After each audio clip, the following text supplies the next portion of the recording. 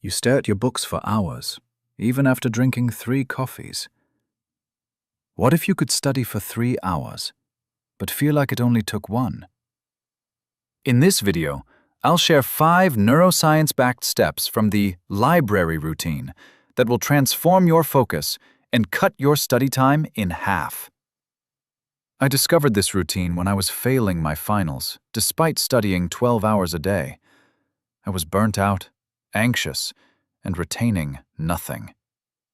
The problem is, most people confuse time spent with learning achieved. They grind harder, not smarter. Research shows that deep work peaks after just 90 minutes. By the end of this video, you'll know exactly how to hack your environment to enter flow state instantly. Let's dive in. 1. The sensory deprivation entry. Now, here's where it gets interesting. Most people think they need music or inspiration to start. Wrong. You need silence. This step is about creating a sensory vacuum. When you walk into a library, or your designated study spot, you don't just sit down. You perform a ritual of shutting out the world. This means noise-canceling headphones with no music, phone in another room, and a clear desk. Why does this work? Your brain has a limited amount of attentional resource. Every visual clutter item or background noise consumes a tiny bit of that RAM. A study from Princeton University found that physical clutter in your surroundings competes for your attention, resulting in decreased performance and increased stress.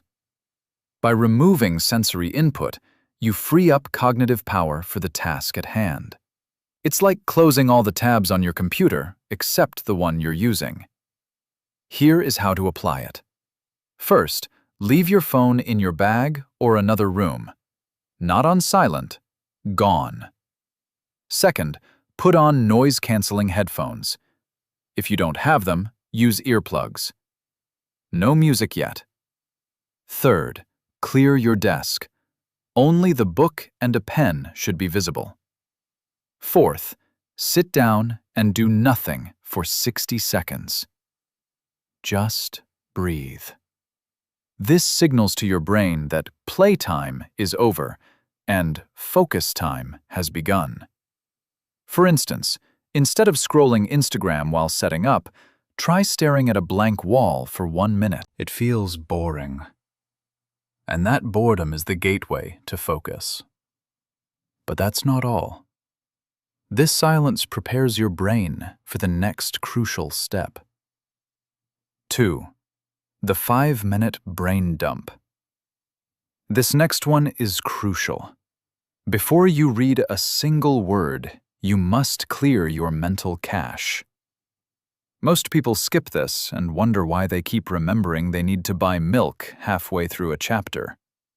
The brain dump is exactly what it sounds like. You take a separate piece of paper and write down every single open loop in your mind. Tasks, worries, ideas, reminders. Get them out of your head and onto the paper. Why it works. This is based on the Zeigarnik effect. Psychologist Bluma Zeigarnik discovered that people remember uncompleted or interrupted tasks better than completed ones. Your brain keeps nagging you about these unfinished tasks because it's afraid you'll forget them.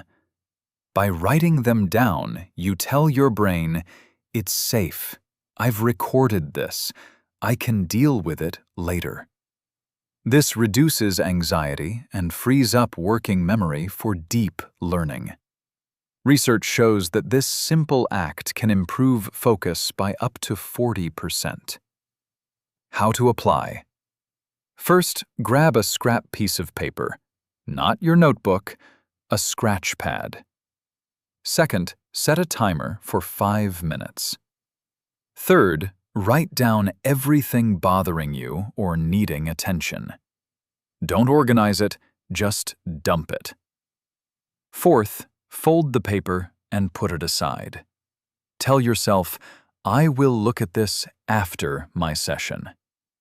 For instance, instead of trying to hold the thought, call dentist, while studying biology, write call dentist on the pad and let it go. This creates a psychological safety net. But wait, there's more to this. Now that your mind is clear, we need to prime it for absorption. 3. The preview protocol. Most people don't know this, but reading a textbook linearly from page 1 is the least efficient way to learn. Instead, use the preview protocol. Before you start studying, spend 10 minutes scanning the material. Look at the headings, subheadings, bold terms, charts, and summary questions. Do not read the paragraphs. Just get the skeleton of the information. Why it works. This builds a scaffold in your brain. Think of your brain like a closet. If you throw clothes into an empty closet, they become a mess. But if you put up shelves and hangers, the scaffold, first, the clothes have a place to go. Cognitive science calls this advance organizers. It primes your neural pathways to receive specific information. When you actually read, your brain isn't encountering new data. It's filling in the blanks of a map you've already drawn. This increases retention significantly. How to apply. First, look at the chapter title and ask, what do I already know about this? Second, read all the major headings and subheadings. Turn them into questions. If a heading is photosynthesis, ask, how does photosynthesis work? Third, look at all diagrams and captions. Fourth, read the summary at the end of the chapter. Now, when you start reading, you are hunting for answers, not just passively consuming words. For instance, instead of reading line by line immediately, try to predict what the section will say based on the heading. This brings me to the next secret, which is where the actual magic happens. 4. The 50-10 Ultradian Sprint. I'll explain exactly how to do this in step 4, because timing is everything. Forget the Pomodoro technique's 25 minutes. For deep study, we use the 50-10 Ultradian Sprint. You study with intense focus for 50 minutes, then take a true break for 10 minutes. Why it works. Our brains operate in ultradian rhythms, cycles of high-frequency brain activity that last about 90 to 120 minutes. However, for most students, 50 minutes is the sweet spot before diminishing returns kick in. Research from Florida State University on elite performers shows that top experts practice in focused bursts of no more than 90 minutes. By stopping at 50, you leave some fuel in the tank, preventing burnout and making it easier to start the next session. It keeps the urgency high. How to apply. First, set a visible timer for 50 minutes. Second, during these 50 minutes, you do not stand up, you do not check your phone, and you do not daydream. If you get stuck, keep writing or sketching. Third, when the timer goes off, stop, even if you are in the middle of a sentence. Fourth, take a 10-minute break. But here is the key. No screens. Walk around, stretch, look out a window, or get water. For instance, instead of checking TikTok during your break, try doing 10 jumping jacks. This resets your dopamine levels. But there's a scientific reason for the next step, and it's fascinating. 5. The Feynman recall. Thousands of students have used this method to ace exams without cramming. It's called the Feynman technique. After your 50-minute sprint, do not just reread your notes. Close the book and explain what you just learned in simple language, as if teaching a 5-year-old. Why it works. This exposes the illusion of competence. When you read, you recognize the information, so you think you know it. But recognition is not recall. By forcing yourself to retrieve the information and simplify it, you strengthen the neural connections. Richard Feynman, the Nobel Prize-winning physicist, believed that if you couldn't explain it simply, you didn't understand it. This active retrieval practice is proven to be far more effective than passive review. How to apply? First, close your book and notes. Second, take a blank sheet of paper. Third, write the concept at the top.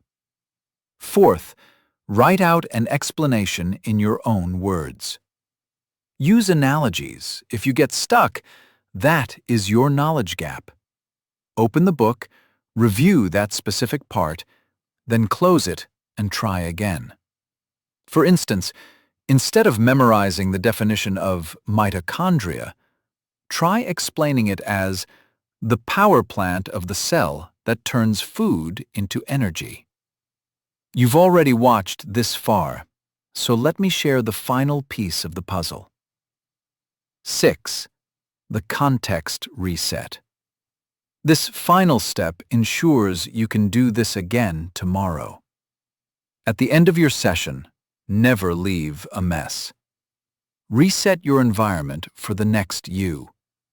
Why it works. This reduces friction for your future self. Decision fatigue is real. If you have to clean up and decide where to start next time, you waste willpower. By resetting, you create a welcoming invitation for your next study session. It closes the loop psychologically. How to apply? First, file away any loose papers. Second, open your book to the exact page where you stopped. Third, leave your pen on top of the book. Fourth, write one sentence on a sticky note about what to do first next time. For instance, instead of leaving a closed book, leave it open to the next chapter with a note, read section 4.2. Let's quickly review what we covered today. Number 1.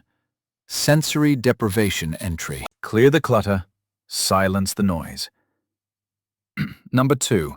The 5-minute brain dump. Clear your mental RAM. Number 3. The preview protocol. Build the scaffold before filling it. Number 4. The 50-10 ultradian sprint. Focus hard, rest truly.